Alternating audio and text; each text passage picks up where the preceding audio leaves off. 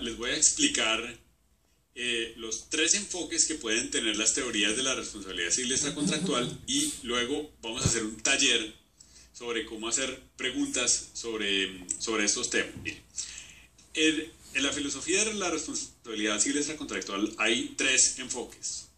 Un primer enfoque es el enfoque analítico.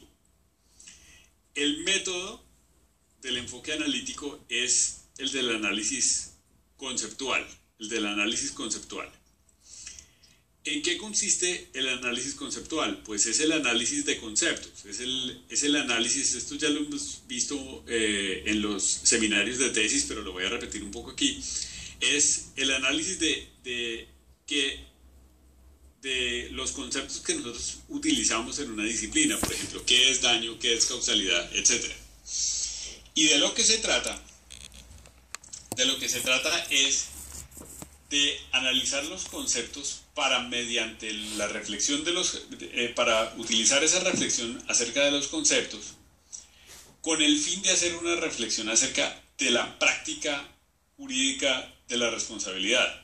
Por ejemplo, si yo estudio qué es el daño, qué es el seguro, etcétera, qué entiendo por causalidad, etcétera, puedo comprender la práctica de la responsabilidad civil extracontractual y diferenciarla de otras prácticas, por ejemplo, de la práctica de la responsabilidad penal, de la práctica de la responsabilidad contractual. Y de lo que se trata mediante este enfoque analítico es de escudriñar cuáles son los elementos necesarios y suficientes para que exista un derecho de la responsabilidad civil extracontractual en cierta jurisdicción o en cierto país. Por ejemplo, hay algunas personas que sostienen que lo que existe en Nueva Zelanda no es un sistema de responsabilidad civil extracontractual. Otros dicen que sí. Algunos dicen que sí porque al final se reparan los daños. Pero otros dicen que no porque lo que es característico de un sistema de responsabilidad civil extracontractual no es que a alguien le paguen por el daño, sino que quien causa el daño lo repare. Entonces, el primer enfoque analítico trata de ver cuáles son los conceptos que hay detrás de una práctica de responsabilidad civil extracontractual y de cómo entender y cómo criticar esos conceptos.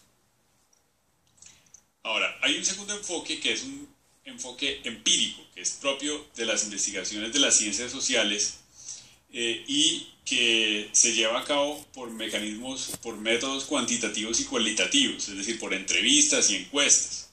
Este enfoque está muy de moda ahora en los Estados Unidos. Hay muchas conferencias y muchos congresos y muchas becas y postdoctorados sobre el enfoque empírico, no solamente en la responsabilidad civil extracontractual, sino en otras áreas del derecho. Lo que intenta el enfoque empírico es establecer qué pasa en la práctica de responsabilidad civil extracontractual en cierto espacio y en cierto tiempo. Por ejemplo, trata de asuntos relativos a la eficacia del régimen de responsabilidad. La eficacia del régimen de responsabilidad. Por ejemplo, una pregunta al hilo de lo que planteaba Vicente, una pregunta que puede ser bien importante hacer sobre este enfoque es si ciertas instituciones son más eficaces que otras. Por ejemplo, uno podría hacer un muestreo de ciertos casos en Nueva Zelanda y ciertos casos en Colombia. Y uno podría decir, por ejemplo, lo siguiente, a ver, en Nueva Zelanda para un grupo de personas a las que les causan ciertos daños, esas personas les pagan cierta cantidad de dinero, por ejemplo, $1,000 a cada persona, y esas personas en un mes reciben la indemnización. Pensemos eso. En Colombia, por ejemplo, ¿qué pasa? En Colombia, cada persona de ese mismo grupo, que esté en un grupo al que se le haya causado un daño similar, puede pedir que le indemnicen todo el daño. Entonces uno podría rastrear las demandas y decir, mire, estas personas pidieron que les pagaran $4,000. Los procesos se demoraron, ¿cuánto se demoró un proceso de responsabilidad civil en Colombia? 25 años. Seamos más benignos con nuestra jurisdicción, digamos 12 años. Dos instancias. Al cabo de los 12 años le dieron los $4.000, pero los $4.000 tuvo que compartir 3.000 con el abogado y además otros $500 en tiempo que perdió, tiempo que habría podido producir, etc. Al final de los 15 años le quedaron $1.500 después de todo el litigio. De eso, ¿cuánto dinero tuvo que pagar esa persona en impuestos para sostener el sistema judicial? Y al final uno, por ejemplo, mediante estudios empíricos podría llegar a la conclusión de que los dos regímenes son idénticos, dan los mismos resultados, o que al final pues sí paga tener un sistema como el colombiano, porque al final el demandante, digamos, esto considerado desde el estricto punto de vista del demandante, le pagaron más, o que por el contrario el sistema neozelandés es mejor porque, por ejemplo, si uno mira lo que la persona ganó en intereses en los 15 años en que estuvo el proceso en Colombia, con los $1.000 superó la suma que al final el demandante colombiano recibió. Es decir, es un ejemplo de cómo se haría un estudio empírico de responsabilidad. Sí, señor. Determinar que uno u otro sistema... Muy bien. Permítame explicar el último... No sé si alguien más tiene alguna pregunta. Sí, yo. Sí, por favor. Sí, señor. Muy bien.